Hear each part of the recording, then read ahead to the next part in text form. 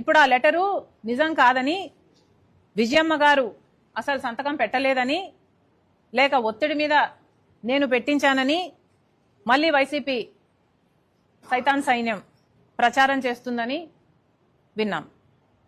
అసలు నిజంగానే విజయమ్మ గారు సంతకం పెట్టకపోతే విజయమ్మ గారు బయటకు వచ్చి సంతకం నాది కాదు అని విజయమ్మ మీడియాకు చెప్పే అవకాశం లేదా? విజయమ్మకి చెప్పలేరా?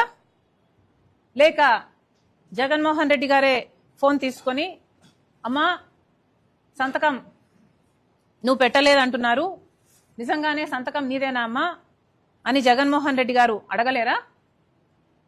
పోనీ అమ్మా సంతకం నీది కాకపోతే చెప్పు, నేను సాక్షి రిపోర్టర్ను పంపిస్తాను, మీడియాతో నువ్వు మాట్లాడు అని జగన్మోహన్ రెడ్డి గారు అమ్మని అడగలేరా? మరి ఎందుకు అడగలేదు? మరి విజయమ్మ గారైనా మీడియాకు వచ్చి ఎందుకు చెప్పలేదు నా సంతకం కాదు అని?